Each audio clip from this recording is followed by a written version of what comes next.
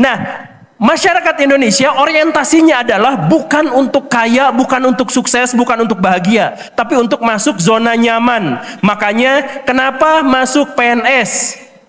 Pertama, karena nanti ada tunjangan pensiun. Kedua, susah dipecat walaupun kerjanya nggak benar. Ketiga, ada berbagai perlindungan, ada asuransi begini dan begitu, gaji ke-14 dapat dan sebagainya. Jadi SPP itu tipuan negara supaya Anda, saya kendalikan secara hegemoni, Anda saya kasih beasiswa dan Anda jangan kredit pemerintah. Loh, justru karena Anda miskin maka Anda diberi beasiswa. Karena Anda miskin, penyebabnya adalah proyek Jokowi itu lebih pada infrastruktur, bukan pada peningkatan kecerdasan. Kan musibah begitu cara bacanya. Orang-orang atau siswa-siswa di Indonesia itu kadar intelektualitasnya rendah sekali. Hanya 1/4 dari standar yang ada di Asia.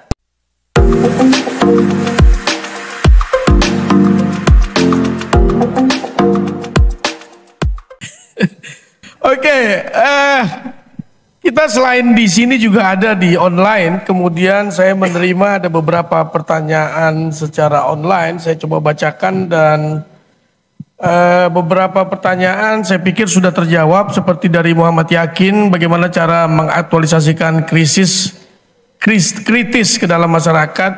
Saya pikir sudah kita bahas. Ada lagi dari Sulis Kurniawan. Jadi politik itu jatuhnya seperti meta, most effective tactic available, yang bisa berubah sering waktu. Maka apa yang lebih esensial selain adab? Kemudian dari Hermawan Yudhistira, izin bertanya, apa pendapat Profesor Rocky dan Guru Gembul terhadap kurikulum Merdeka Belajar yang diterapkan saat ini? Ya. Oke, apa tidak? Yang lainnya Sulis, Muhammad Yakin, terima kasih atas pertanyaannya. Tapi beberapa pertanyaan saya lihat sudah terjawab dalam diskusi kita sekarang. Mungkin pertanyaan yang belum terjawab adalah Prof. Rocky dan Guru Gembul terhadap kurikulum Merdeka Belajar yang diterapkan saat ini. Bagaimana menurut Bapak, menurut pendapat Prof. Rocky dan Guru Gembul? Silakan. Siapa dulu? Pak Guru dulu lah.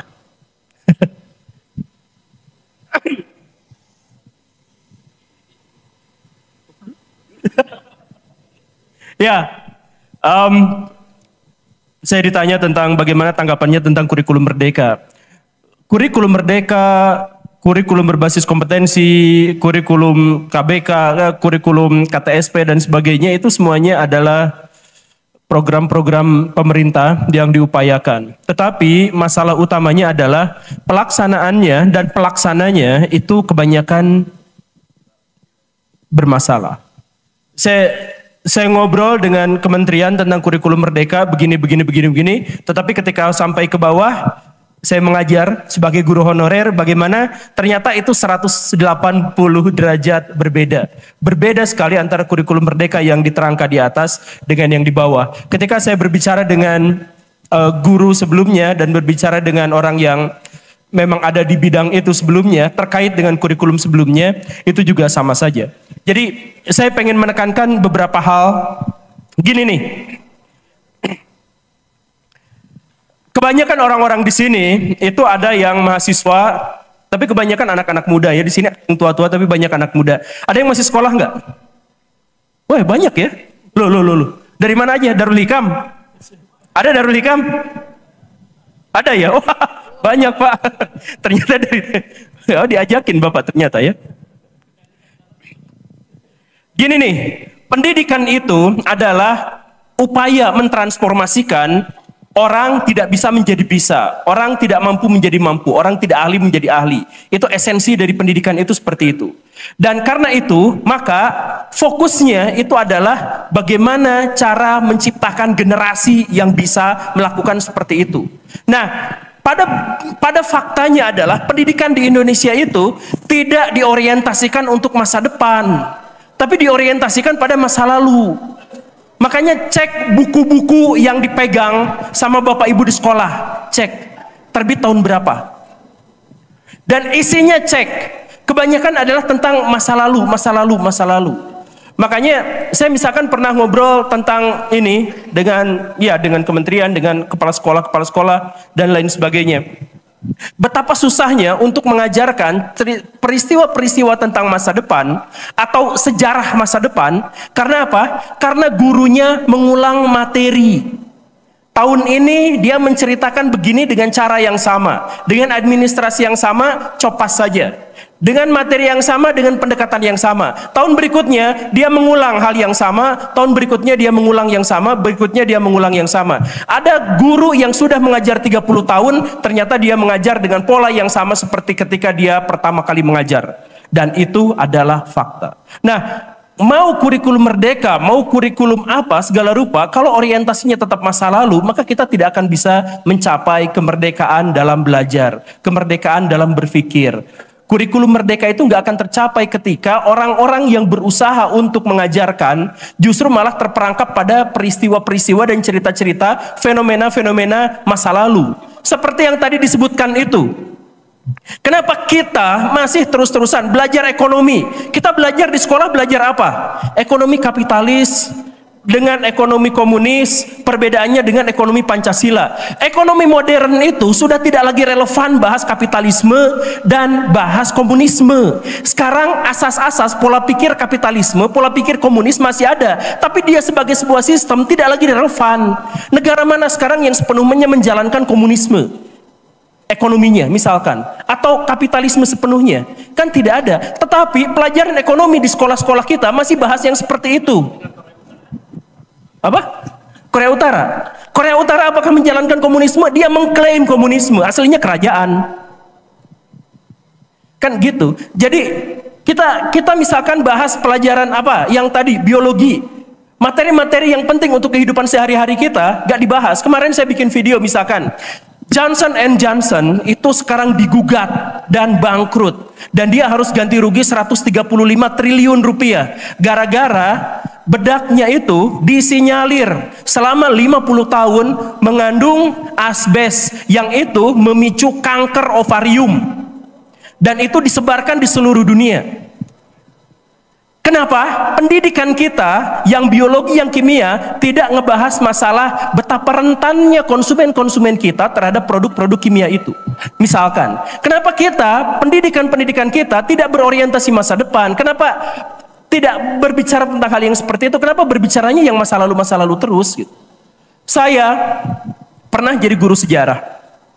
Tahun 2003 itu ada sebuah penemuan yang menggemparkan dunia arkeologis, yaitu ditemukannya Homo floresiensis. Kenapa itu menggemparkan? Karena fosilnya kecil, otaknya kecil, 320 cc. Ya lebih gede daripada ninja sih, tapi 320 cc untuk bandingkan dengan otak saya misalkan 1400 cc itu kecil sekali. Tetapi berdasarkan temuan-temuannya, ada artefak-artefaknya, dia bisa bikin jebakan komodo yang ukurannya 10 kali lipat dari sekarang. Jebakan gajah, jebakan segala rupa yang menunjukkan bahwa kecerdasannya sama seperti manusia modern.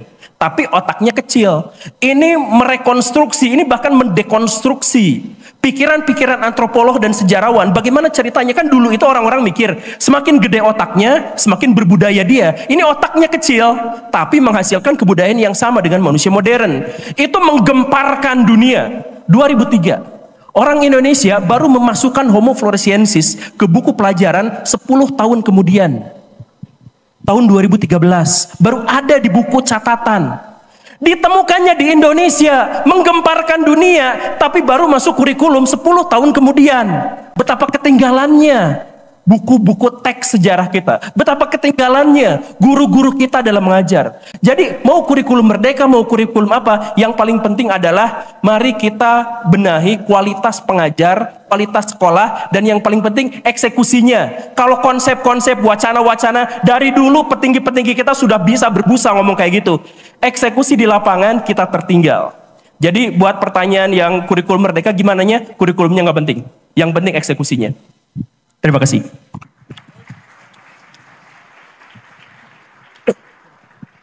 Prof. Rocky. Selalu saya berupaya menambahkan sesuatu yang sudah final dari Guru Gembul. Tapi kita mesti sering curiga, namanya Guru Gembul. gemar ngibul.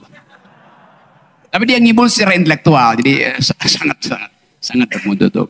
Soal Merdeka Belajar, kalau kita ambil risiko untuk menguji apakah dalil Merdeka Belajar itu betul-betul final atau sebetulnya sekedar narasi itu, supaya terlihat bahwa Indonesia itu pro pada kebebasan berpikir itu.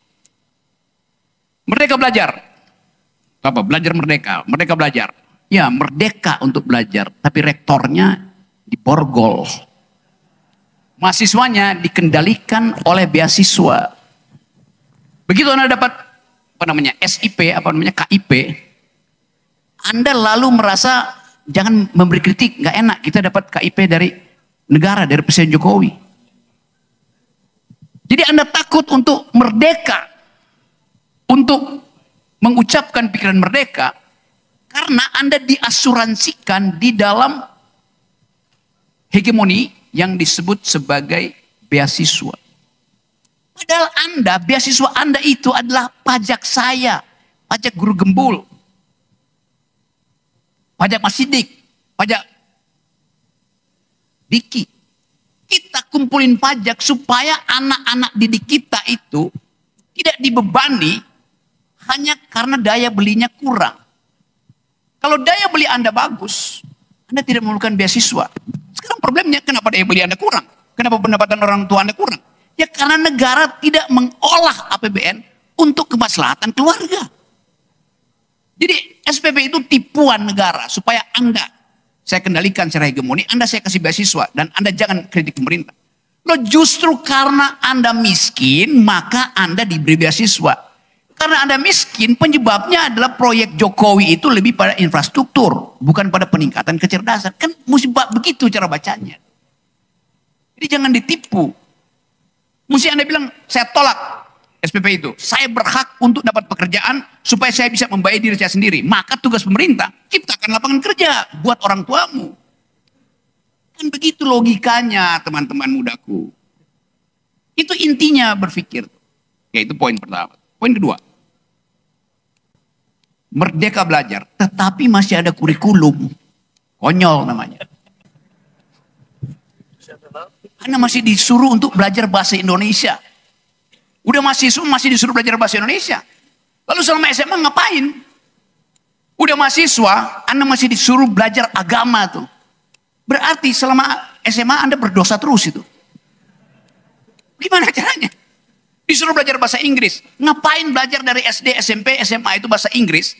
Kalau masih juga belajar hal itu. Suruh kursus aja kalau nggak bisa. Buang-buang waktu. Jadi itu dalilnya. Jadi ini adalah semacam lip service. Untuk mengatakan bahwa ada kemerdekaan berpikir.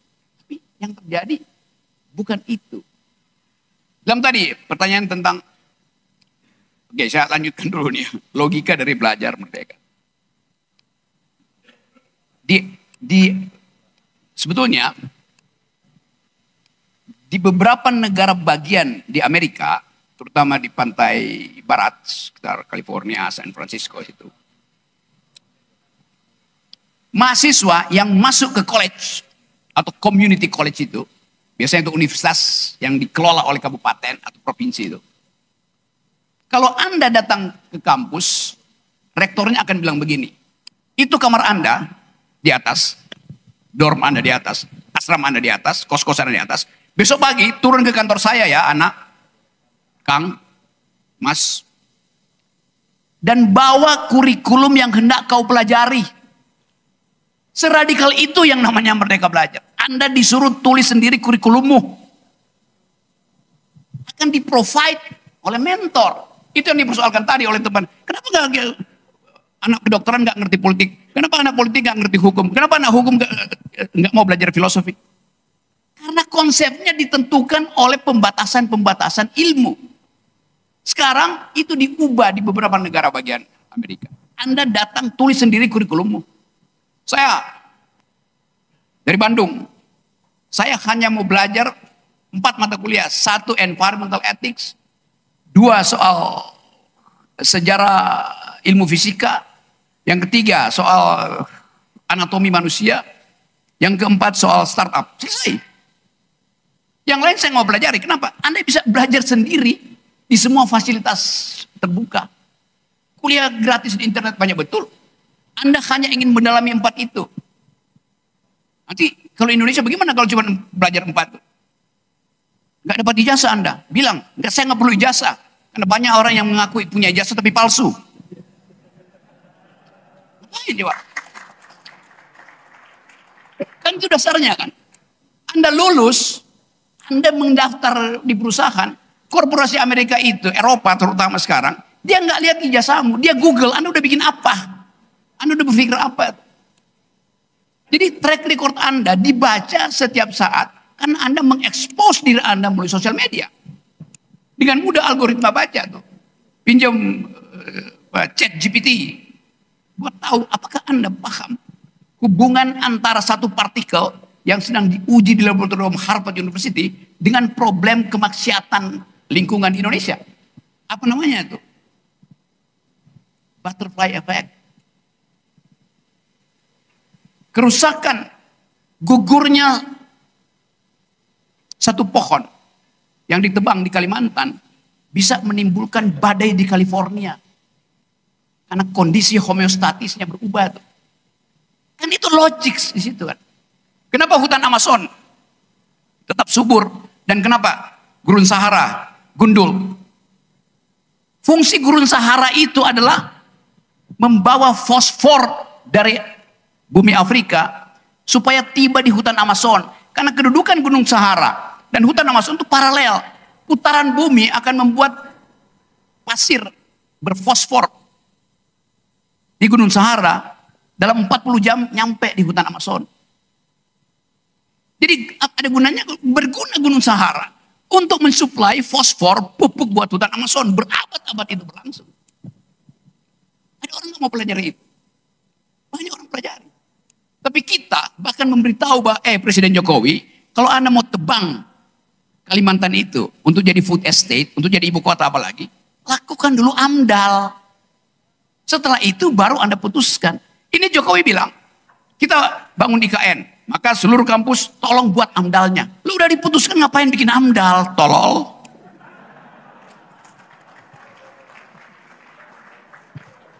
Itu stupidity-nya di situ, kedunguannya di situ. Itu yang menyebabkan Indonesia artinya akhirnya dihukum oleh Uni Eropa. Dalil Presiden Jokowi dan kabinetnya, produk ekstraktif kita, termasuk hutan, green, oke. Ya memang hilirnya, yang disebut hilirisasi sekarang kan, memang di hilir itu bersih. Tapi kenapa Amerika nolak, kenapa Eropa nolak? Karena milenial Eropa, anak-anak muda Eropa periksa jalan pikiran dari hilirisasi. Ternyata penguasaan ekstraktif industri, tambang, kayu, segala macam, di hulu hanya dikuasai oleh 4 perusahaan besar. Jadi itu monopolistis. Dia tidak peroleh itu melalui kompetisi bisnis yang fair. Maka kesimpulannya di hilir dia bersih, di hulu dia kotor. Karena manipulasi politik. Akibatnya turun regulasi Eropa tuh. Indonesia dan Malaysia di ban. Marah-marah Presiden Jokowi. Kan hilirisasi, bukan di hili masalah hilir. Hulu masalahnya. Hulu itu artinya otak Presiden.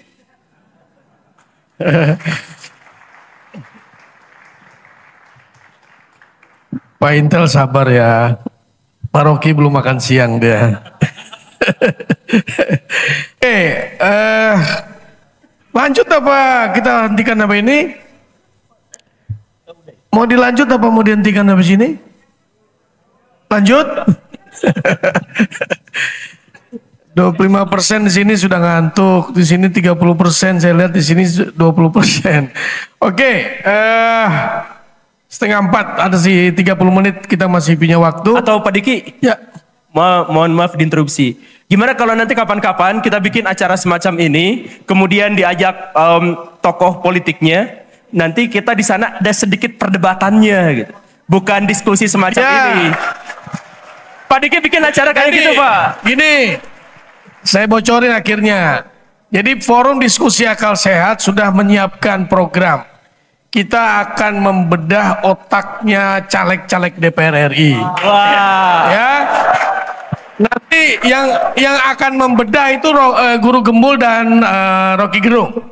Ya, kita lagi tantang nih caleg-caleg. Kemarin di Kalteng kita tantang, nggak ada yang berani juga calegnya maju untuk untuk maju. Tapi terima kasih Pak Sodik, salah satu contoh yang sudah berani nantangin. Ya, ya. Jadi kita butuh caleg-caleg yang seperti ini, bukan saja balihonya besar, tapi otak besarnya harus diuji di tempat ini. Ya. Jadi otaknya besar atau kecil kita ukur lewat ada Kang. Sudah kita siapkan program itu. Nanti kita panggil siapa yang mau, silakan datang ke kita akan adu mereka. Kita akan kuliti mereka, dilakukan oleh Pak Rocky dan Guru Gembul. Oke. Pertanyaan sesi terakhir ya. Ya, yang wanita sebelah sana, silakan. 1. Nomor 2 Bapak yang berkacamata hitam, keren. Yang ketiga Bapak. Oke ya, silakan Bu. Sorry. Bu. Ibu ya, oke. Bismillahirrahmanirrahim. Assalamualaikum warahmatullahi wabarakatuh. Perkenalkan, nama saya Sari, guru honorer. Ada yang mau ditanyakan kepada para narasumber, sudah sampai manakah negara menunaikan UUD 45 mencerdaskan kehidupan bangsa dalam pengembangan intelektual atau akal sehat berpolitik untuk anak muda Indonesia ini? Terima kasih. Nanya begituan ke Rocky. Makin tolol lagi nanti itu. Oke, yang kedua. Tadi, siapa yang kedua tadi? Ya, silakan Pas. Ya, di depan aja. Tampilannya kan udah keren tuh. Ya. Berat ini. Assalamualaikum warahmatullahi wabarakatuh. Selamat siang, salam sejahtera untuk kita semua. Om Santi Om, Sampurasun.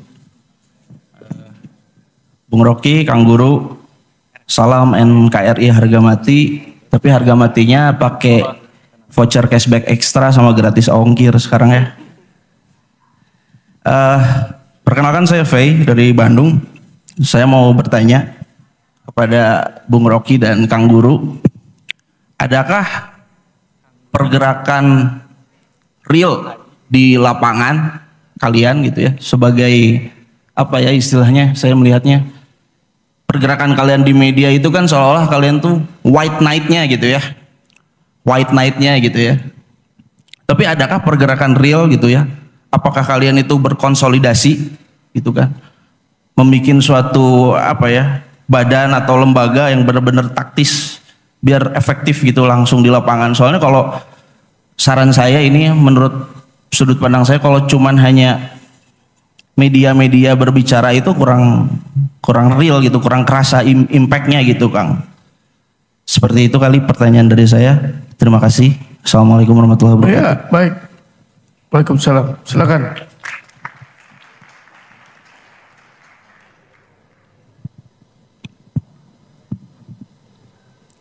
Assalamualaikum Mbak Raya, selamat datang kembali di Guru Gembul Channel.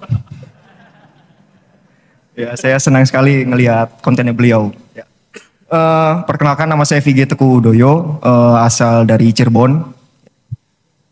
Kalau dari tadi kita membicarakan kecerdasan anak, siswa, murid, bagi saya kecerdasan siswa itu berasal dari rasa penasaran yang genuine.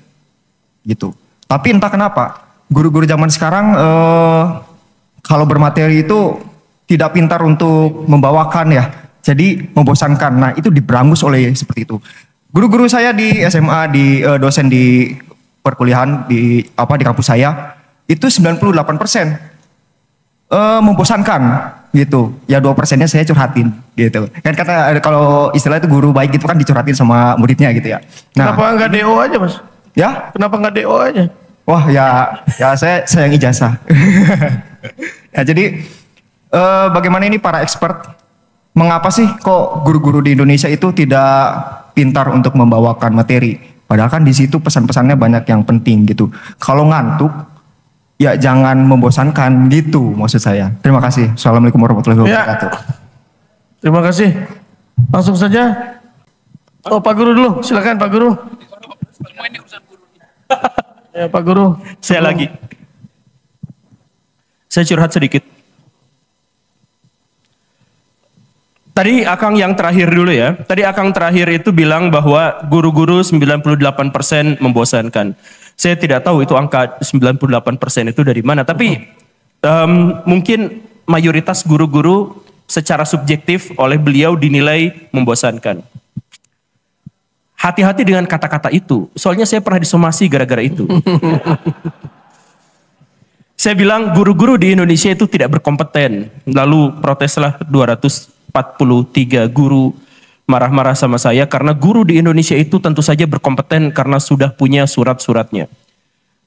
Ya, dalil saya guru-guru di Indonesia tidak berkompeten adalah karena saya sendiri tidak berkompeten. Saya kan nggak punya surat-surat. Makanya sampai sekarang saya jadi guru honor. Kalau saya mau diangkat jadi PNS, saya keluar dari sekolah itu. Kan saya guru yang merdeka. Nah, kalau misalkan nanti ditanya dalilnya, bagaimana ceritanya, mana bukti bahwa guru-guru di Indonesia itu tidak, atau guru-guru di Indonesia itu membosankan? Dalilnya di mana? Ketika acara ini penuh kursinya semuanya, itu artinya orang-orang yang ada di sini adalah orang-orang yang haus akan intelektual. Haus akan intelektual itu seharusnya bisa diredakan oleh sekolah-sekolah dan kampus-kampus. Bukti bahwa akang-akang ada di sini atau keberadaan akang-akang teteh ada di sini membuktikan bahwa sekolah dan kampus itu tidak bisa menyelesaikan dahaga intelektual orang-orang yang ada di sini.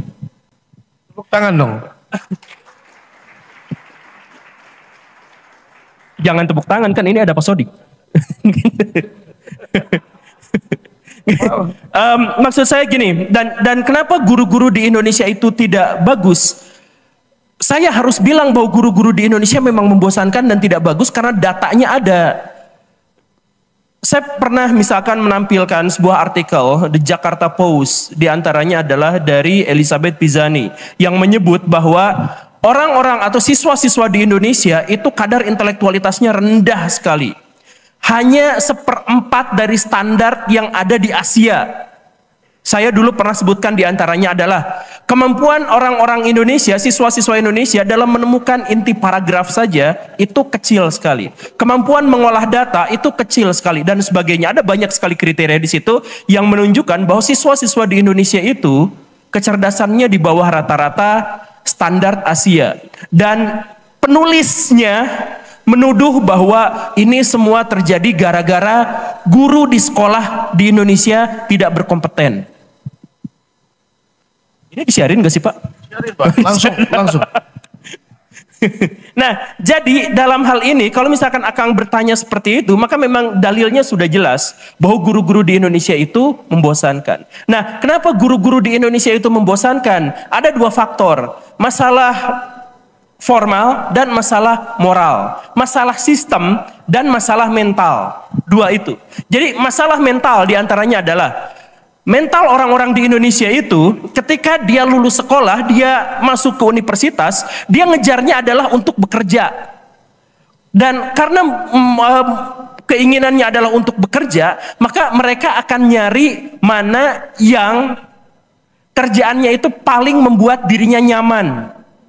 Makanya gini, saya mohon maaf, kenapa PNS, polisi, tentara itu idaman para mertua di Indonesia? Padahal di sisi lain masyarakat kita memandang negatif misalkan kepada polisi atau kepada PNS. Misalkan ya, karena datanya juga ada. Banyak orang-orang di Indonesia yang tidak suka misalkan pada polisi dan PNS. Tapi kenapa jadi idaman para mertua? Kenapa seperti itu? Ini kita terlepas apakah polisi jahat beneran atau baik beneran gitu. Ini mah pikiran masyarakat, stigma masyarakat. Kenapa para mertua suka? Karena orientasi dari kerjaan masyarakat Indonesia itu adalah masuk zona nyaman. Jadi kalau mau kaya, dagang. Itu prinsipnya kan? Tapi masyarakat kita nggak mau dagang karena di situ tidak ada zona nyaman. Jadi pengusaha itu cepat kaya, tapi tidak ada dalam zona nyaman. Hari ini kaya, besok bangkrut, itu adalah hal yang lumrah di dunia kewirausahaan. Nah, masyarakat Indonesia orientasinya adalah bukan untuk kaya, bukan untuk sukses, bukan untuk bahagia, tapi untuk masuk zona nyaman. Makanya kenapa masuk PNS? Pertama, karena nanti ada tunjangan pensiun. Kedua, susah dipecat walaupun kerjanya nggak benar. Ketiga, ada berbagai perlindungan, ada asuransi begini dan begitu, gaji ke-14 dapat dan sebagainya. Saya bukan menghujat PNS, tetapi banyak orang yang ketika pengen jadi PNS, pikirannya adalah seperti itu. Sehingga ketika PNS-nya katakanlah menjadi guru, mereka tidak berorientasi pada bagaimana cara mengajar yang baik dan benar. Mereka tidak berpikir tentang bagaimana caranya menciptakan generasi baru yang hebat. Mereka tidak berpikir bagaimana masa depan bangsa itu ada di genggaman tangan mereka dan di pundak mereka. Mereka tidak berpikir itu. Tapi mereka berpikir kerjaan ini membuat saya nyaman. Makanya ini tidak untuk semua sekolah ya. Tapi silahkan cek grup WA guru-guru di Indonesia. Sekali lagi tidak untuk semua. Tapi saya sampai sejauh ini sudah mengajar lebih dari 30 lembaga pendidikan. Karena saya loncat-loncat sekolahnya. Ada di sini, pindah lagi. Cek grup WA-nya. Di sana gak ada tuh obrolan tentang bagaimana ya cara agar anak ini tuh bisa jadi lebih bagus. Bagaimana caranya ya agar kita membuat sistem pendidikan yang bagus, gak ada. Cek grup WA, banyak guru-guru yang bahasnya di situ. Sertifikasi udah sampai sejauh mana? Kamu tunjangannya kemarin dapat enggak? Ini guru honorer kapan diangkat? Jadi orientasinya adalah gimana caranya saya bisa hidup nyaman di situ. Jadi kalau mau jadi birokrat, mau jadi polisi, mau jadi guru, tidak semua. Tapi banyak yang sejak awal nasibnya memang bukan untuk saya jadi guru yang inspiratif atau tidak, bukan. Tapi saya di situ dapat tunjangannya berapa?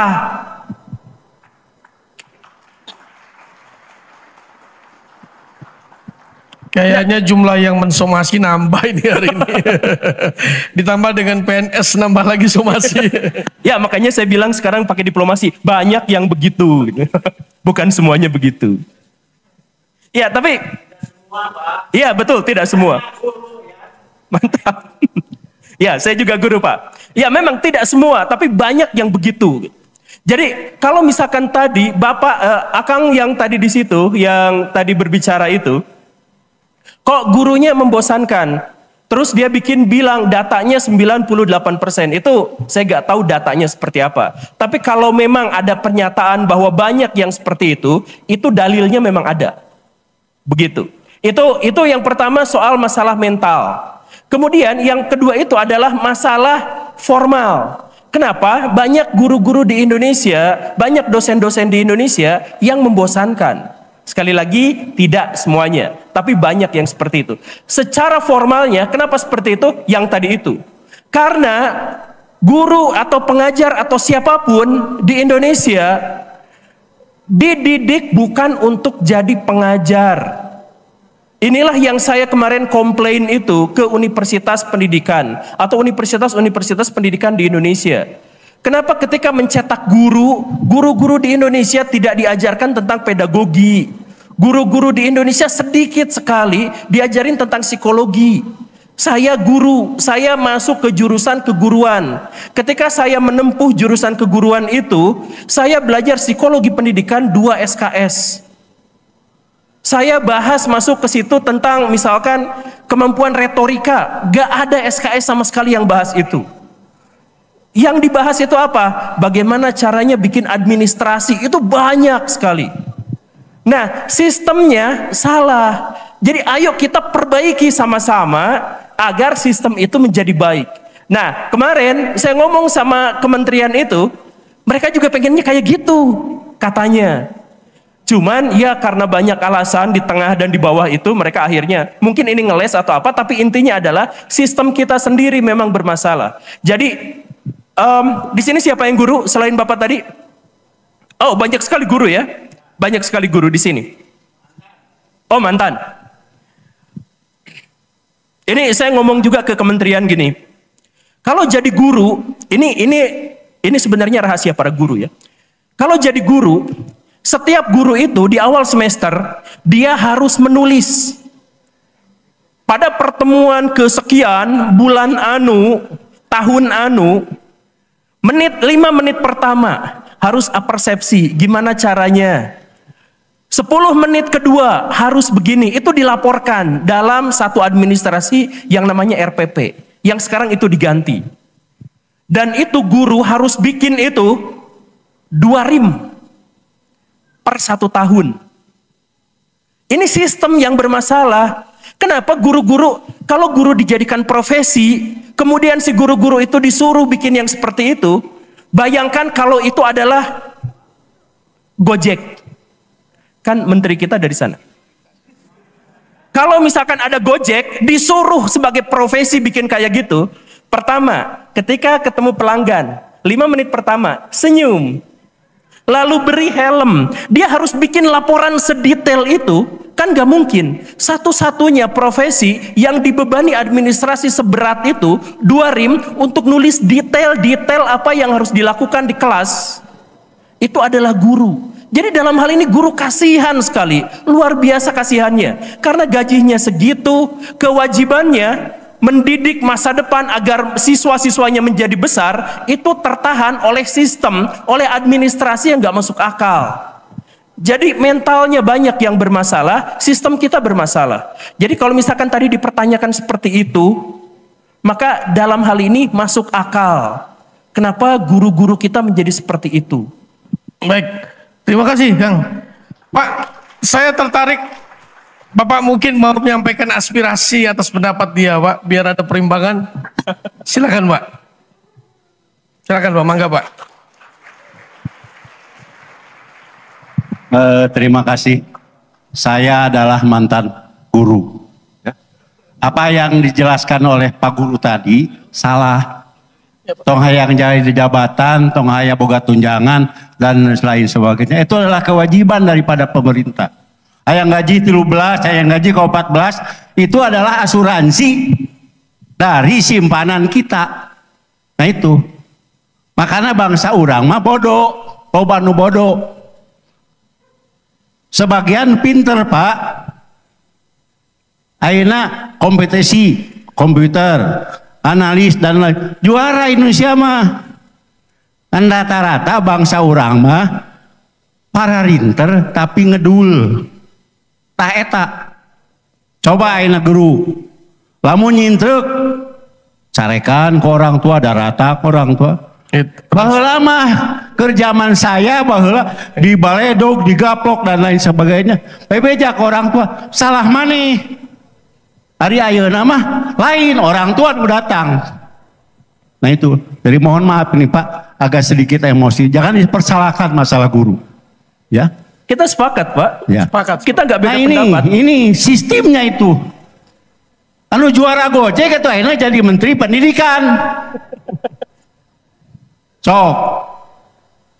Akhirnya tugas we wungkul. Administrasi we terus. Arek ngajar kumaha. Baik barudak perinter kumaha. Yang terutama bangsa urang mah para rinter tapi rada ngedul. Jadi mohon maaf ya. Pak Gerung, Pak Rocky Gerung, baheula waktu tahun 2018 begitu aya di Hotel Horizon ente naik ka dieu luncat tadi oke luncat 2018 di Hotel Horizon adalah luncat ti dieu ka dieu ayeuna oge ti dieu ka ditu luncat ya beliau adalah seorang profesor. Jadi sekali lagi mohon maaf. Jadi ada emosi di Pak Guru, ya. Tapi prinsipnya sama Pak. Sama, Pak. Kita gak beda pendapat, Pak. Jadi itu. Ya. Jadi jangan menyalahkan guru. Anu salah mah sistem. Ya, tukang ojek. Anu boga Gojek dititah jadi menteri pendidikan. Jadi goblok kabeh. Gitu ya. Mohon maaf. Iya.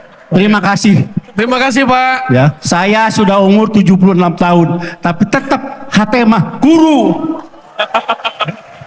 Terima kasih. Wassalamualaikum warahmatullahi wabarakatuh. Waalaikumsalam warahmatullahi wabarakatuh. Mun. Tadi udah baca translate-nya ya. Ada translate. Ya prinsipnya berarti sama ya Pak, merasa satu sistem yang membuat situasi guru seperti itu ya. Cuman mohon maaf nih kalau saya boleh ikut bicara. Kadang-kadang saya pengusaha, sistem pemerintahan, pajak dan lain-lain itu sangat mengganggu pergerakan bisnis pengusaha. Tapi namanya kita berada di dalam satu lingkungan negara, bagaimana caranya mengadaptasi situasi itu? Ya, jangan menyerah dengan begitu aja. Riset yang Bapak bilang tadi itu keren tuh. Itu salah satu bentuk upaya mengalihkan, upaya memberi pelajaran kepada murid dengan kesibukan yang tadi, dengan memberikan program riset misalkan.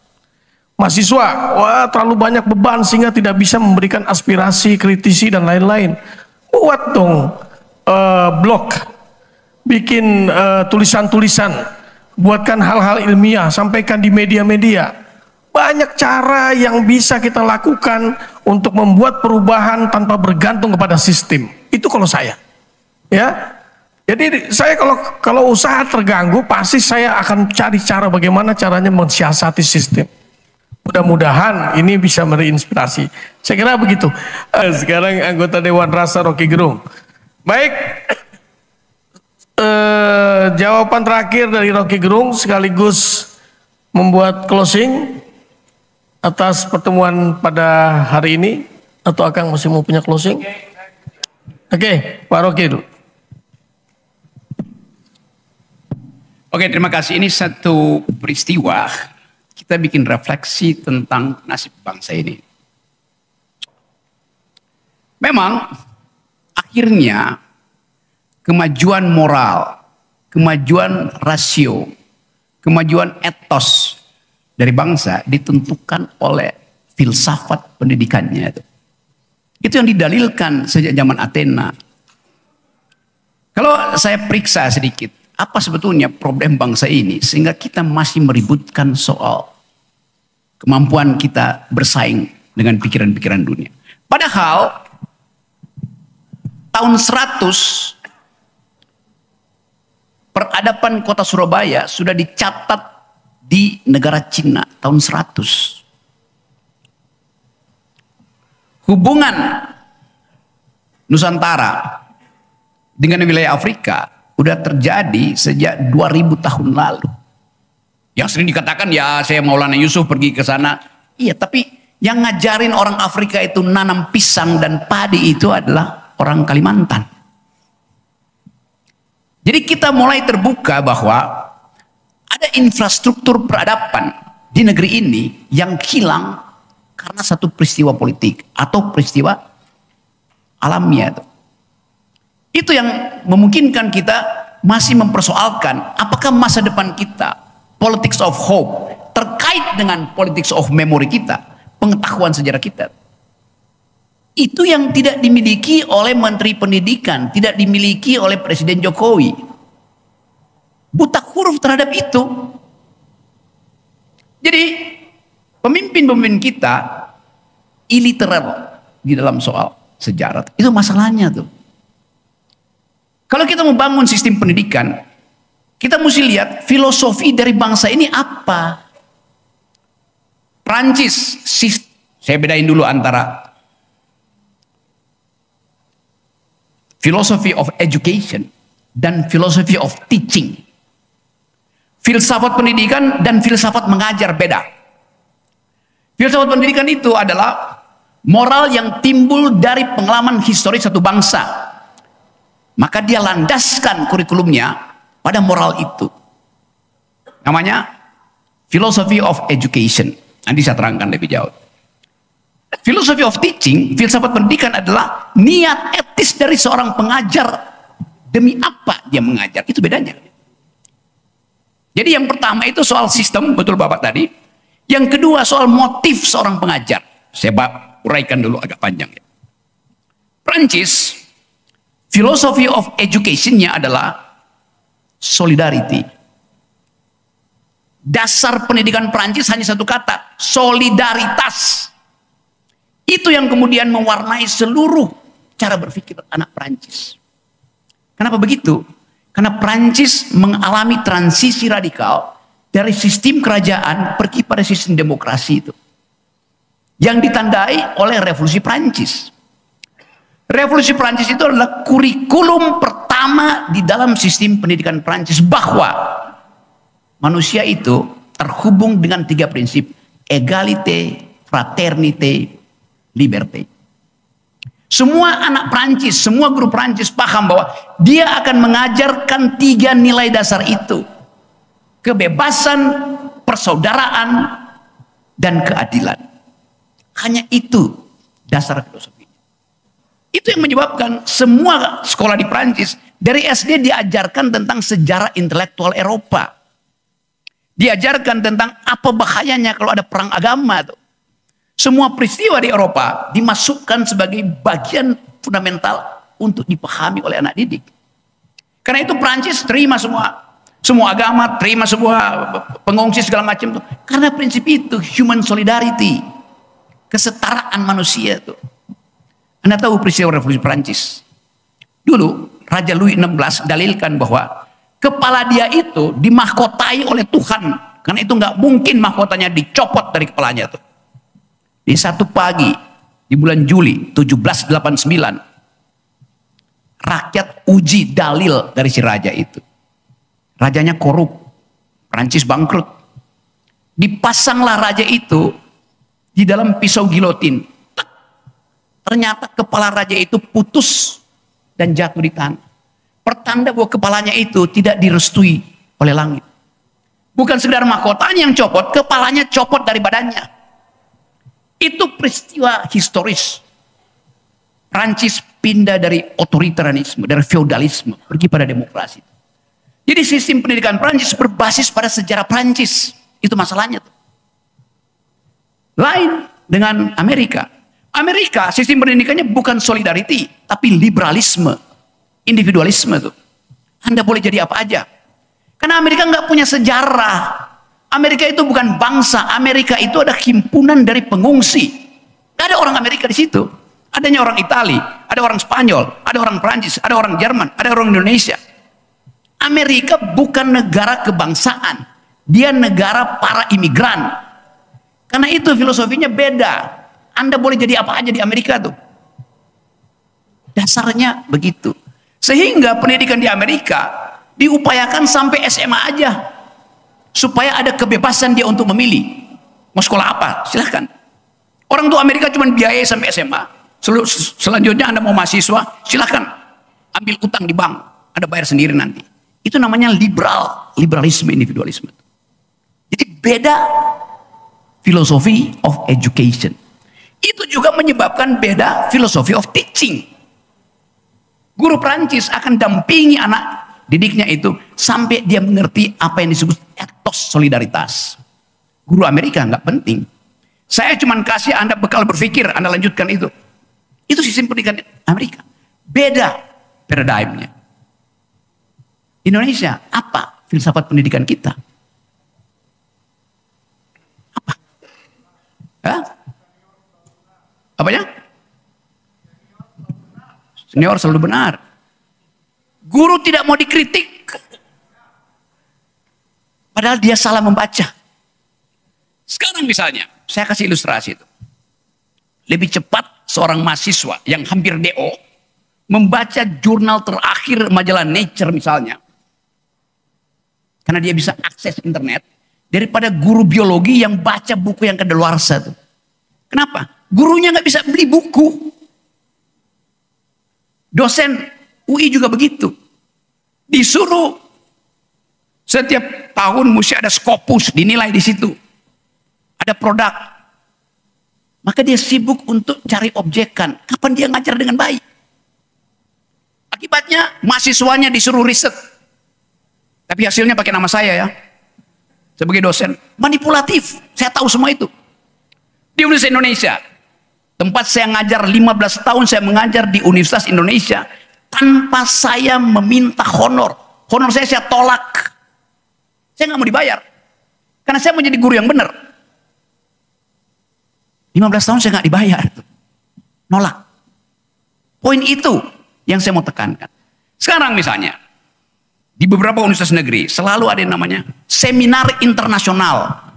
Karena dipaksa guru itu mesti ikut beberapa diskusi seminar internasional tuh. Akibatnya diundanglah ahli dari Amerika, dari Australia. Nggak jelas keahliannya apa. Begitu banyak profesor di Amerika yang beli ijazahnya di supermarket. Ada caloknya di situ. Diundang. Supaya terlihat mewah, international seminar. Bahasa pengantarnya bahasa Inggris. Oh, supaya kelihatan internasional. Dosen datang di situ, saya perhatikan nggak ada satupun yang mau bertanya. Karena bahasa Inggrisnya buruk. Jadi bagaimana? Akibatnya apa? Begitu selesai seminar, dosen-dosen ini berkumpul di sekretariat, di panitia, minta sertifikat. Sudah pernah ikut seminar internasional. Padahal dia nggak ngerti apa yang dibicarain di situ. Coba, Anda bayangkan kondisi itu. Dan itu diketahui oleh Menteri Yain. Presiden Jokowi tahu. Karena sama dengan Presiden Jokowi, dia nggak ngerti apa yang diucapkan. Dalam forum internasional misalnya. Sama. Yang penting nanti ada yang namanya KUM. Sudah pernah ikuti seperti itu. Disuruh baca jurnal. Jurnal itu mahal. Satu jurnal yang bermutu sekarang harganya $200. 3 juta perak. Langganan 6 bulan. Sementara dosen gajinya berapa? Akibatnya manipulasi itu. Karena dia nggak bisa bahasa Inggris, dicari penterjemah. Penterjemahnya jurnal misalnya tentang ilmu pengetahuan diterjemahkan oleh sarjana sastra Inggris. Dia nggak ngerti term-term ilmu fisika. Terjemahin aja asal-asalan. Itu yang menyebabkan banyak kasus plagiasi. Saya pernah membongkar kasus plagiasi dari seorang pejabat pemerintahan daerah yang sudah jadi rektor dan ingin jadi gubernur, maka dia mau supaya dia dapat profesor doktor. Diduga disertasinya palsu. Saya bongkar disertasinya. Disertasi tentang ilmu fisika. Saya baca secara singkat, saya bilang, grammarnya kok kacau. Itu artinya saduran. Saya bilang, coba cek internet, gampang. Ternyata itu disertasi yang dipalsukan melalui sistem Google Translate. Gampang. Disertasi aslinya ada di Texas. Hanya karena salah menerjemahkan kalimat aktif menjadi kalimat pasif. Konyol. Hal simpel gitu. Buat bongkar saya bisa jaminkan pada Anda itu. Pak Guru bilang 98%. Guru tidak bermutu. 98% disertasi di sini itu palsu. Dari logika palsu. Yang uji siapa? Jadi kita mesti ucapkan itu supaya ini wake up call pada negara bahwa Indonesia ini krisis pengetahuan, krisis cara berpikir. Itu masuk akal kenapa orang gugat Jokowi. Ijazahnya palsu.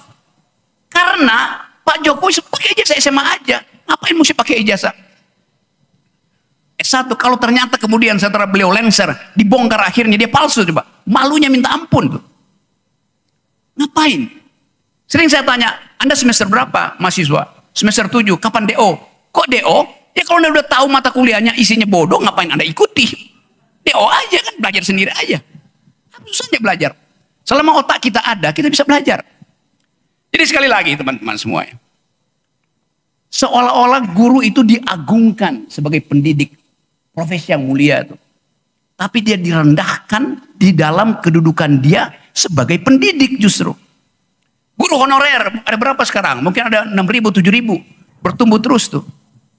Justru guru honorer ini yang mesti dikasih gaji lebih besar karena statusnya honorer. Supaya dia nggak kabur cari honorer yang lain lagi kan. Itu logikanya begitu. Di kita ada perintah konstitusi. Cerdaskan kehidupan bangsa, pelihara fakir miskin. Konsekuensinya apa? State spending, mandatory spending. Itu harus diberikan lebih dahulu pada 2 institusi ini. Pendidikan dan kesehatan. Artinya, pendidikan 25% dikeluarkan dari APBN. Di-keep, jangan dipakai itu. Kemakmuran 25%, di-keep. Ini perintah konstitusi. 50% anggaran itu dibagi dulu pada 2 sistem ini. Baru boleh bikin jalan tol. Sekarang Jokowi ubah, biarkan pendidikan jadi urusan swasta, biarkan kesehatan jadi urusan swasta. Sekarang semua rumah sakit pakai tarif. Padahal harusnya gratis. Pemerintah mesti urus kesehatan dan kecerdasan masyarakatnya. Pemerintah nggak urus. Omnibus Law kesehatan adalah liberalisasi. Dasarnya itu kan. BPJS itu asuransi. Nggak boleh ada asuransi. Lain kalau ini negara kapitalis. Bahkan Amerika yang negara kapitalis. Social security-nya lebih baik dari Indonesia.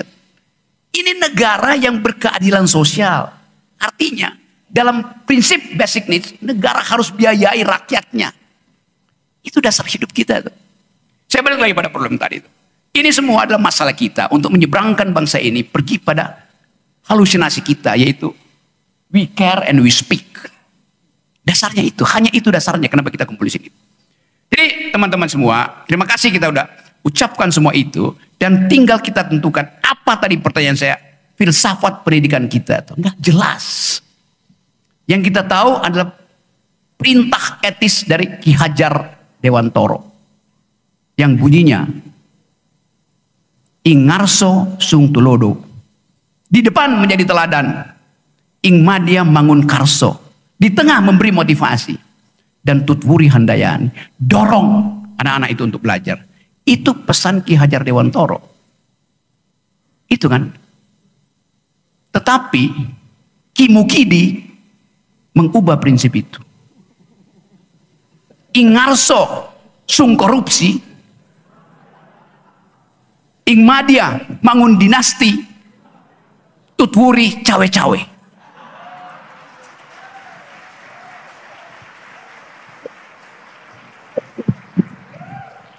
Saya jadi emosi juga kayak Pak Guru tadi. Yang terakhir, ada soal etik di dalam bangsa ini. Anda lihat tagline dari KPK. Berani jujur itu hebat. Itu menghina guru. Itu menghina ulama. Ngapain berani jujur? Berani jujur itu biasa. Bagi guru, jujur itu memang biasa. Bagi ulama, jujur itu biasa.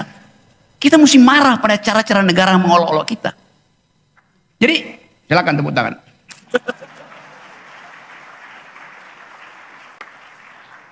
Jadi sekali lagi teman-teman, kita ada di sini untuk mengembalikan Indonesia yang berpikir. Jadikan Bandung lautan pikiran. Terima kasih.